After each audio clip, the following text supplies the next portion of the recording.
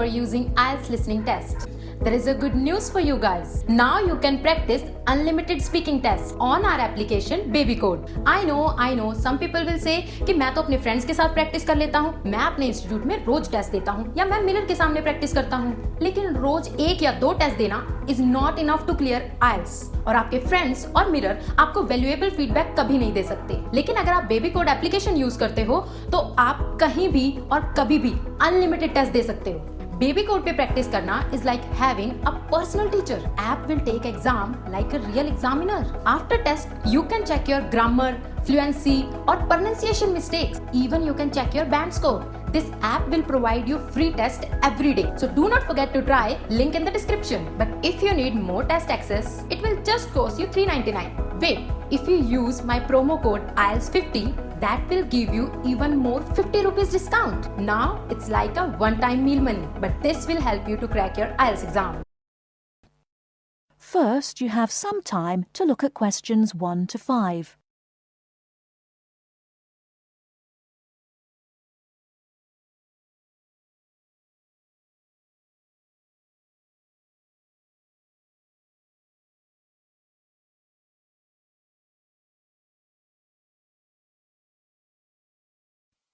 Hello, I wonder if you could help me.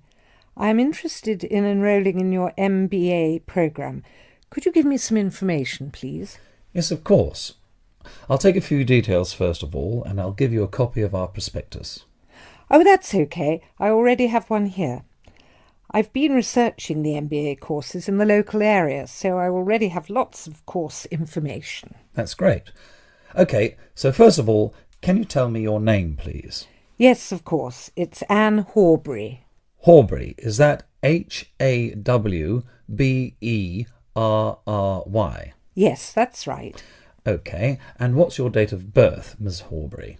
The 22nd of May, 1981. That's great. And you were born in the UK? Yes, I was. All right, can you give me some contact details, please? Sure. My address is 26 Simon Place in Brighton, and my telephone number is 01903 714 721. Sorry, can you tell me your contact number once again? Yes, it's 01903 714 721. OK, great. And do you have a mobile phone number? No, I don't. Is it important? No, that's OK. I'll just write it on your form, no mobile phone. Now, just a few additional questions. Before you hear the rest of the conversation, you have some time to look at questions 6 to 10.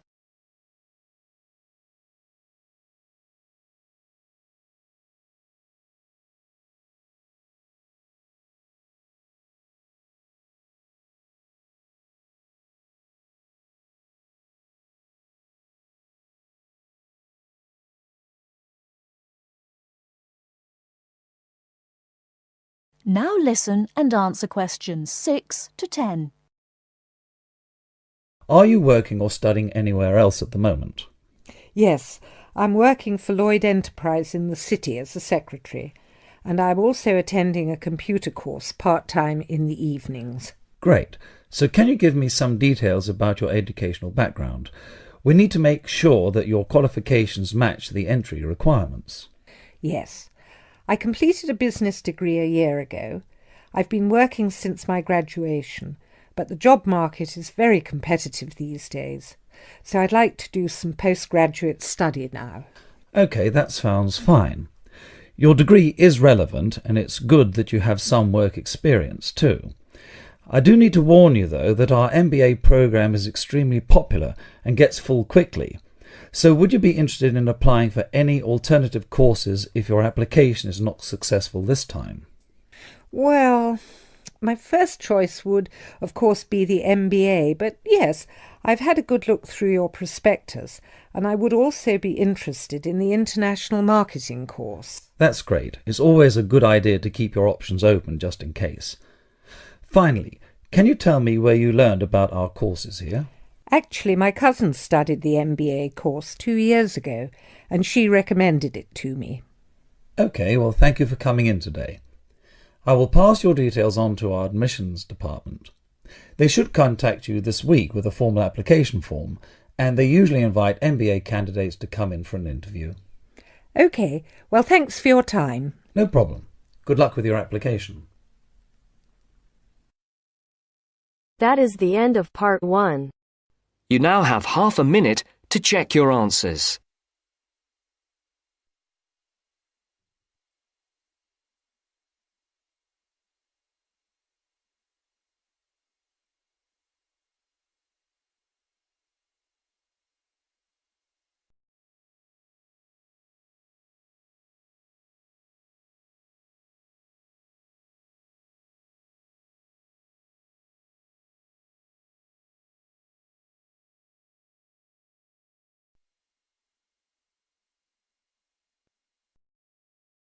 Now turns to part 2. Part 2. First, you have some time to look at questions 11 to 16.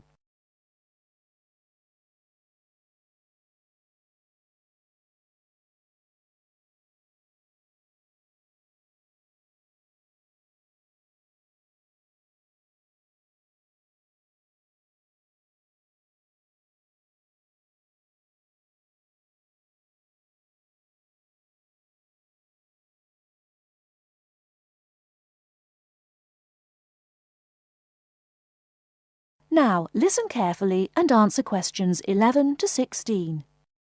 I'm here today with Helen Warner, who has been a vegetarian for many years and is going to talk a little about vegetarianism. Helen, the concept of vegetarianism seems to have interested a number of our listeners, who have sent in some questions. To begin, what made you want to become a vegetarian? Well, when I was 16, I had friends who were vegetarian and they introduced me to the idea. My parents were typical of their generation and ate meat at least 3 or 4 times a week, so I didn't really think about it too much until a few years later. It was while I was at university that I really thought about it and decided that it was unfair to eat meat when there are so many alternatives available. Is there anything you miss about not eating meat? No, not really.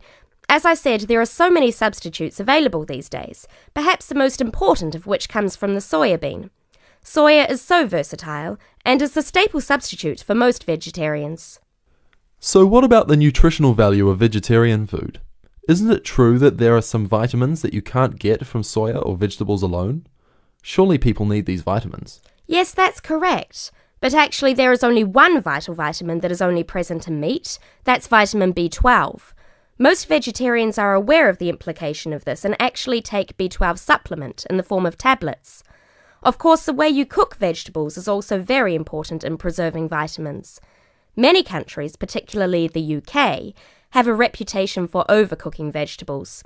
Water-soluble vitamins, where the vitamins are dissolved into the water, are often lost. Vitamin C is a common example.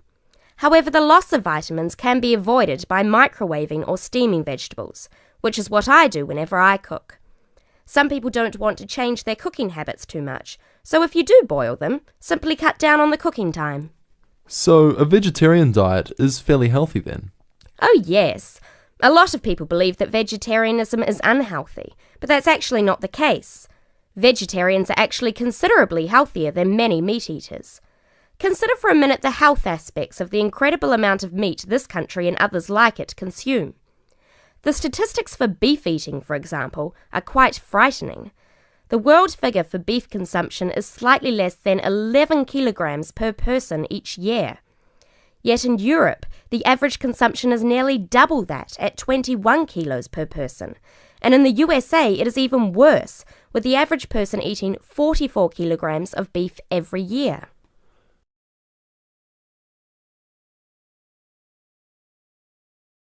Before you hear the rest of the talk, you have some time to look at questions 17 to 20.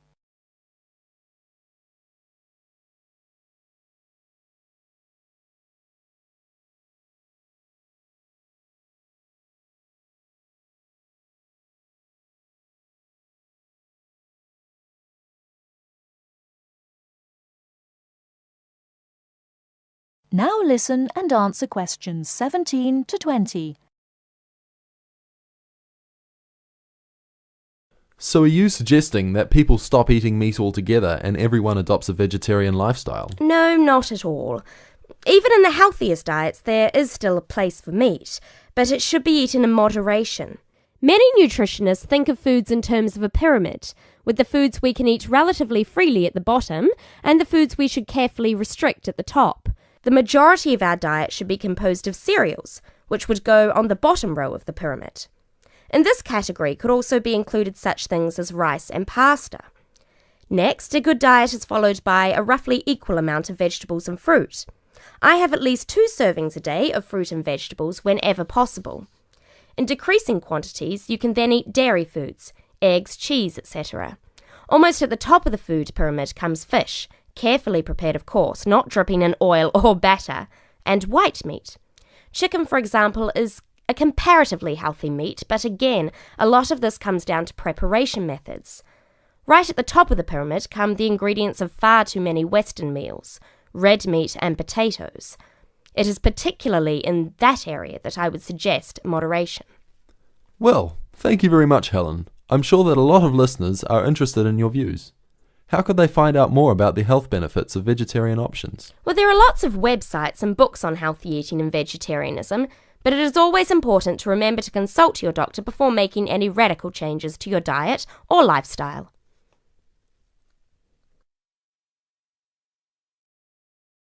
That is the end of part 2. You now have half a minute to check your answers.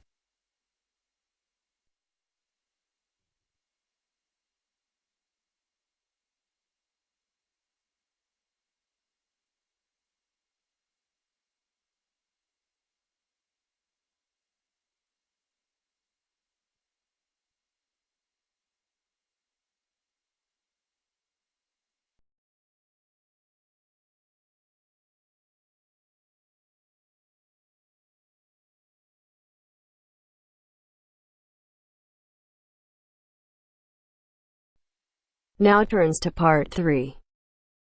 Part 3. You are going to hear part of a lecture on some useful information for your travelling around Britain. Listen to the lecture and complete the notes below. First, you have some time to look at questions 21 to 25.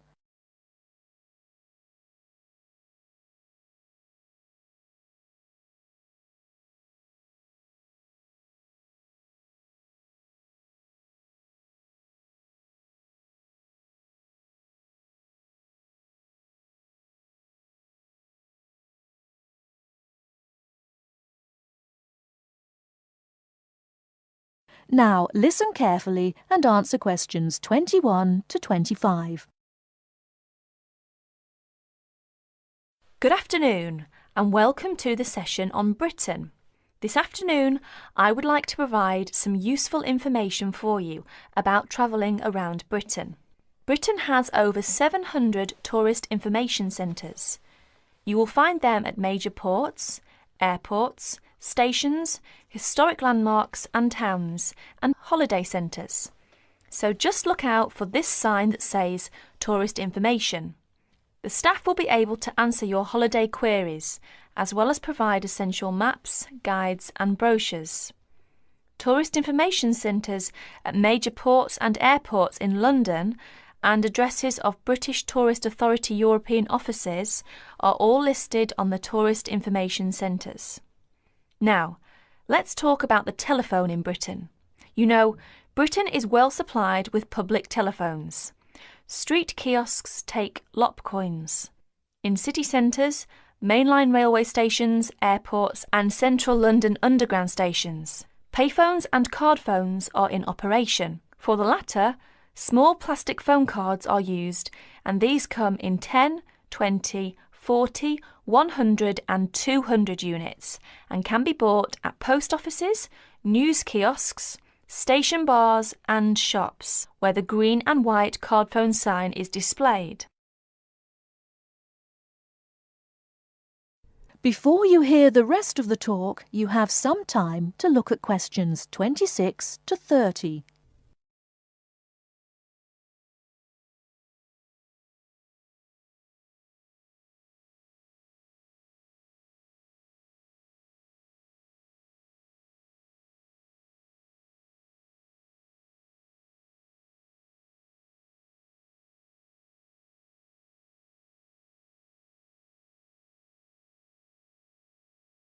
Now listen and answer questions 26 to 30.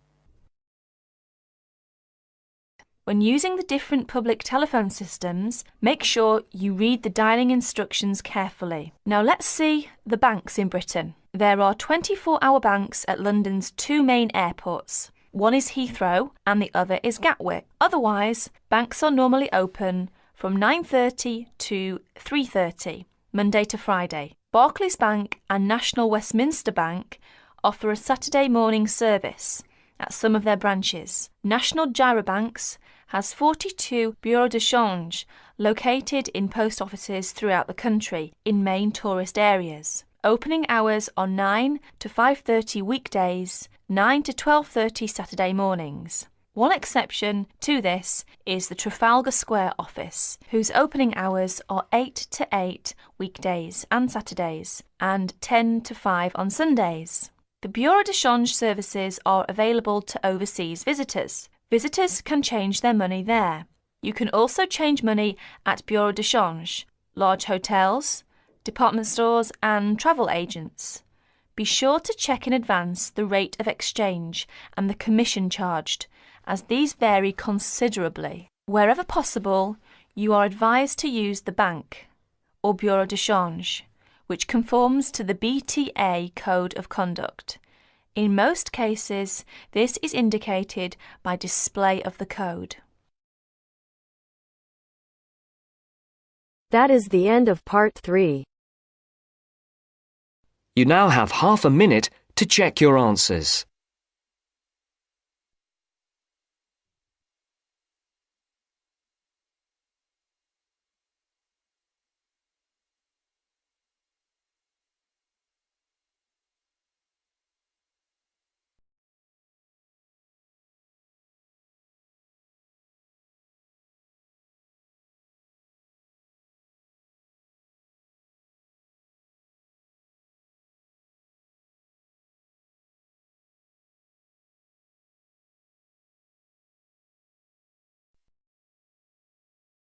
Now turns to part 4.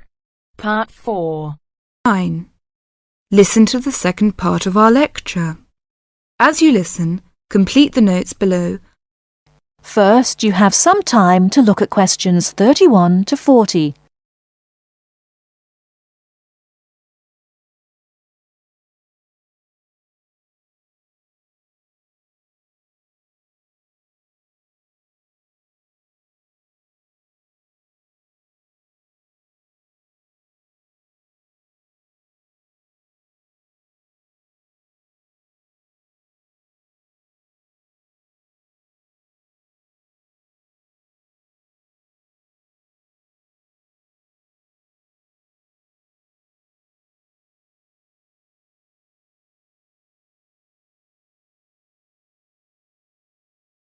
Now listen carefully and answer questions 31 to 40. River dance is not just an expression of self-confidence, a kind of culturally interesting pop song. It tells the story of a people through song and dance. It tells the story of the people whose spirit was broken by an event which occurred in the middle of the last century, but continued to affect the society until 1961, the Great Famine. What is a famine? In 1840, the official population of Ireland was 8 million. They were largely poor and living in the countryside. They were beginning to have an interest in independence, and perhaps had things been different, Ireland might have been independent much earlier. But there was a serious problem in the agricultural system. All crops were grown to pay the rent of the land, and all that was grown to eat was the potato. This was fine until the potato crop failed, as it did from 1845 to 1848. The stories of what happened in those times live on in the popular culture of Ireland, and I won't tell them here, but the result was that 2 million people died or left the country by 1851. When you realise that the population continued to go down until 1961, you can realise what a disastrous effect this famine had on the people. Compared with China, imagine if the famine of 1960 reduced the population by a quarter and it kept falling to less than half of its pre-famine figure. Anybody with ideas left and went to England, America, or Australia. The people left behind were broken by their experiences and, in effect, the famine and its consequences put an end to all serious development in the country until well into this century. The Irish in Ireland lost all hope and self-confidence, and much of our modern culture is about the sadness of that time and the sorrow of saying goodbye to those who left and left well into this century. Ireland has the highest emigration rate of any country in Europe for the last 2 centuries. We even have an expression for this saying goodbye. It is called the American wake. It means the ceremony, like that of a funeral for someone going to America, because you will never see him or her again.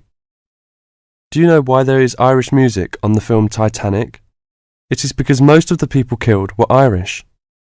The leaving continued until the 1970s because independence in 1921 was followed by a civil war and an economic depression. Almost every family in Ireland has relatives abroad, and up to the 60s in some places, of a class of 30 graduating from high school all left. Along the west coast, closed-up houses from that time falling into ruin are still common. That is the end of part 4. You now have half a minute to check your answers.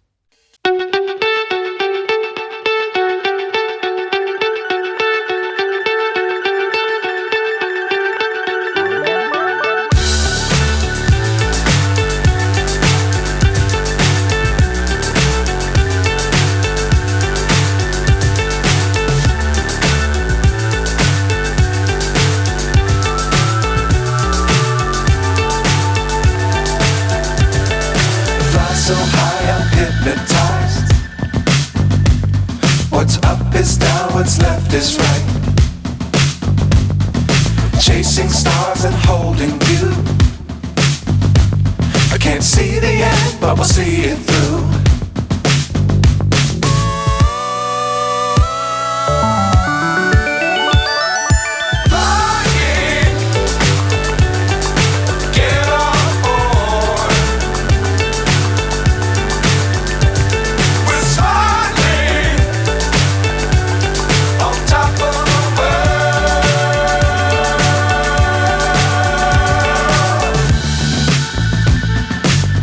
Times don't fly too high. Be sure to keep the ground in sight.